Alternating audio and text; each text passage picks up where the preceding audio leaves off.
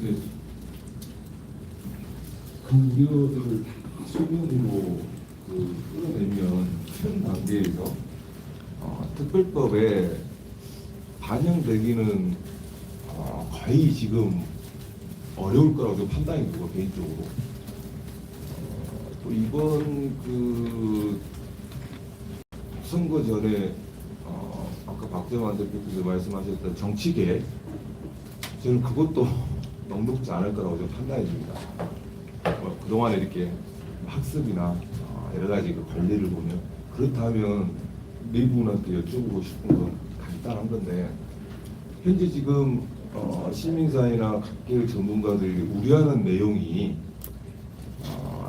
특별법에 현 특별법 초안의 근거에서 반영이 안 된다면 그러면 강조연합 행정통합 반대한다는 것인지 아니면 이번 특별법에 비록 일부가 반영되고 반영이 상당수 안 되더라도 특별법에는 강조연합 행정통합에는 찬성하고 이후에 그 보완을 위해서 여러 가지 하라는 것인지 저는 그게 지금 내분 그 발표를 감안하면 너무 모호해서 왜냐하면 거기에 따라 이후 그 시민사회 긴급 토론회니까 시민사회 이후 활동 방향과 내용이 확 달라질 수 있을 것 같아서 그래서 굉장히 좀 답변이 어려울 수 있을 것 같지만 일단 개인적인 그 자격으로라도 한번 의견을 좀 듣고 싶습니다.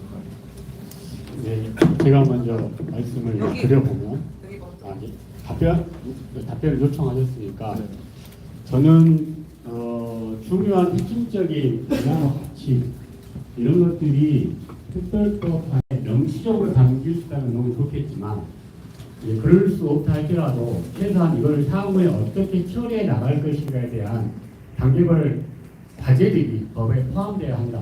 가령 삼중 행정체계에 대해서 당장 특별법과 일반법을 통해 우리는 만들 수 있다고 생각을 하는데 그것을 두려워할 필요 없다고 생각하고 당연히 그 국회의원들이 우리는 가겠다라고 그걸 만드는 것이 가능하고 필요한 문제를 생각하는데 만약 여러 여건 때문에 그것이 현실적으로 어렵다면 어떻게 삼중체계로 갈 것인가 어떤 과정으로 삼중체계로 갈 것인가에 대해서 그 단계별 과제들에 대해서 특별히 명시해야 한다.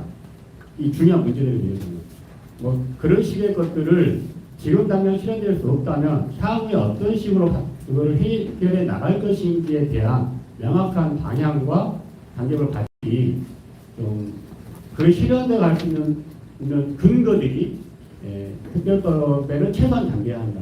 그런 방식으로 푸는 것이 필요하다. 근데 이조차도 없다면 저는 반대하는 게 맞다고 생각합니다. 이론조차도 없다면 그거는 이 행정통합이라고 하는 것이 실질적으로 정말로 광주전남 발전을 위해 도움이 될 것인지에 대한 다시 한번 근본적인 접근을 다시 해봐야 된다. 이런 부분이 있습니다.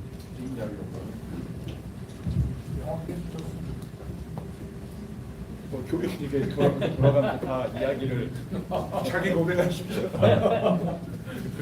어렵네요. 저는 행정통합에 대해서는 큰 계기에 대해서 찬성합니다. 이건 제 입장, 이건 개인적 입장이긴 합니다만 행정통합의 계기에 대해서 찬성하고 그리고 그 행정통합이 어떻게 구체화될 것인지에 대한 논의 과정에 서 있다고 생각하고 이 논의는 설사 그 통합자치단체장을 뽑는다 손치더라도 기나긴 논의의 시간들이 필요할 수밖에 없다. 저희가 지금 완성된 통합의 상을 그리면서 이야기하고 있는 것은 아니라고 생각하기 때문에 다만 이 치열한 논의들이 주차 말씀드립니다만 이 치열한 논의들이 실제 어떻게 반영되는 경로를 만들 거냐 그리고 그에 대한 성실한 답변을 어떻게 얻을 거냐 그리고 그 답변이 이렇게 충족되지 않았을 때 우리가 어떤 또 실천 활동을 펼쳐갈 거냐 하는 과제들은 계속 저희들이 안고 있다 생각합니다. 두 번째는 교육 자치와 관련된 부분인데요. 저희 교육 자치는 4편회가 나와 있습니다. 다른 특별 자치도법하고는 다르게 하나의 편으로 이렇게 구성했다라고 하는 취지는 높이 삽니다. 근데 이제 그 내용 자체가 현실에 이 지금 통합하려고 하는 광주전남의 교육 현실에 근거하고 있냐라고 하는 물음을 던지고 있는 거고, 본질적으로는 그렇지 못한다고 한다 그러면은 교육 자치에 대한 내용들을 만들어가야 되는 거잖아요. 근데 그런 수교육 과정을 보장하지 않는다 한다 그러면 지금 교육 자치는 뭐라 그러니까 드러내든지 뭐 이렇게 해야 되겠죠. 근데 그것에 대한 저는 법적 판단은 제가 사실 어렵다는 것입니다. 이거 교육 자치만 딱 빼가지고 따로 우리 이거 나중에 넣어줘 이렇게 할 수 있는 것인지에 대한 이제 그런 판단은 사실 제가 그런 쪽에 비전문가라서 판단을 못하겠습니다만 하지만 이제 그럴 정도로 심사숙고해야 되는 내용들이 많다라고 하는 것입니다.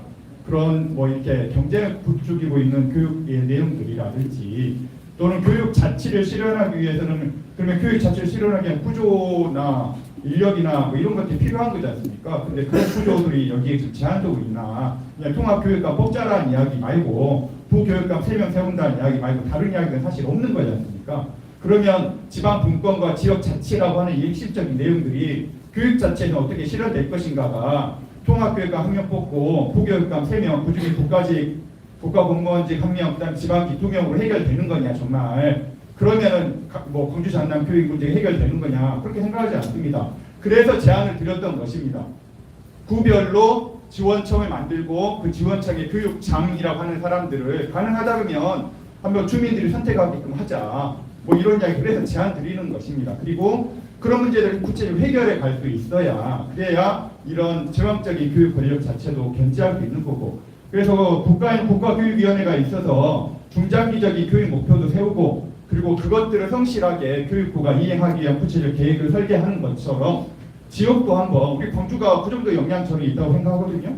지역 교육을 위한 광주 지역, 광주 전남 지역이 되겠죠. 광주 전남 지역 교육위원회를 만들자. 그리고 거기에 그 합법적이고 상설적이고 공식적인 기구 안에서 논의하자. 대신에 그 구성 자체를 좀 폭을 넓히고 다양한 목표를 경직하고 그것을 어떤 통합교육청이 됐든 이 과도기준 과정을 거치든지 간에 그걸 성실하게 이행할 수 있게끔 만들자. 요런 저는 그게 시민의 힘으로 해내야 될 일이라고 생각을 합니다. 다만 말씀드렸던 것처럼 교육 자체만 드러낼 수 있냐 여기는 지금 그러고 싶을 정도로 이건 되게 이게 미약하다 진짜 이 다음번 내용 자체가 그래서 그런데 그것이 불가능하다 그러면 어쩔 수 없이 가는 과정 속에서 같이 가야 되겠죠. 왜냐하면 교육 자체가 자주성도 있어야 되고 전문성도 있고 정치적 중립성 이렇게 이야기를 하는데요. 저는 그거 중요하다고 생각하고 원론적 가치라고 생각을 합니다. 근데 그 기준에 근거해가지고 다 빼낼 수 있는 것인지에 대한 판단은 또 다른 문제다라고 생각이 들어서 그 문제에 대한 검토는 같이 해주셨으면 좋겠습니다. 제가 너무 열을 내니까 죄송합니다. 불편하실까 봐. 교육 자체 또 말하면 되잖아요. 상당히 근절적이세요.